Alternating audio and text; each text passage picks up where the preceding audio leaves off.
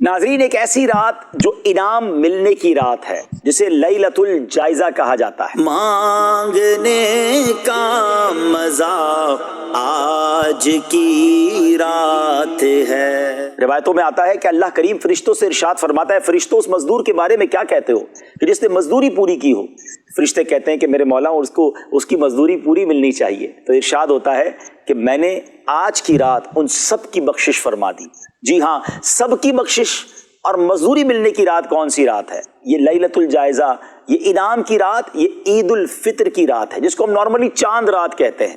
ناظرین، یہ مغفرت کی رات ہے، مگر بدقسمتی سے دیکھا یہ جاتا ہے کہ وہ لوگ جو سارا رمضان نماز پڑھتے ہیں، روحانیت حاصل کرتے ہیں، تلاوت بھی کرتے ہیں، مگر وہ رات عموماً خرافات میں گزارتے ہیں، ایسے مقامات پر جاتے ہیں کہ جہاں بے پردگی ہوتی ہے اور جناب گناہوں کا انداز ہوتا ہے۔ یہ رات تو دعائیں کرنے کی، اللہ کی بارگاہ میں گر گڑانے کی ہے کہ میرے مولا ہم وہ مہینہ ایسا نہیں گزار سکے جیسا گزارنا چاہیے تھا، ہماری خطاؤں کو معاف کر کے آج کی رات ہماری بخشش فرما دے۔ روایتوں میں یہ بھی مضمون ملتا ہے کہ دو راتیں ایسی ہیں کہ جو ان راتوں میں عبادت کرے، ان راتوں میں قیام کرے، جب لوگوں کے دل مر جائیں گے اس دن اس بندے کا دل نہیں مرے گا۔ وہ دو راتیں کون سی ہیں؟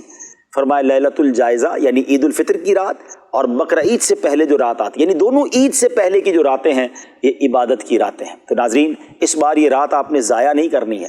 شاپنگ کرنے کے لیے پہلے ہی شاپنگ کر لینی چاہیے۔ ضروری ہے کہ چاند رات کو ہی شاپنگ کرنے جائیں اور وہاں کی غفلتوں میں شامل ہو جائیں۔ بعض اوقات بڑا بے پردگی والا اور گناہوں والا ماحول ہوتا ہے۔ اور ہاں، عید کے 3 دن یا عید کے جو بھی دن ہیں یہ بھی گناہوں میں نہیں، خوشی ضرور منائیں، مگر یہ کہاں لکھا ہے کہ خوشی میں رب کو ناراض کر لیں؟ خوشی تو رب نے دی ہے نا۔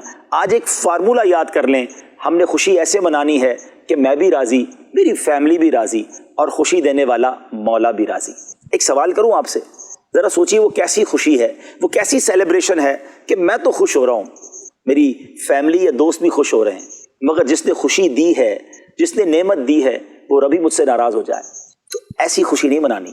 اس بار عید میں ضرور خوشیاں منائیں، اچھے کپڑے پہنیں، ہاں مسلمانوں سے ملاقات کریں، آپ کھانا کھائیں کھلائیں، کوئی حرج نہیں، لیکن اللہ کو ناراض کرنے والا کام نہ کریں۔ پھر دیکھیں وہ رب کریم کیسے ہماری خوشیوں میں اضافہ فرماتا ہے۔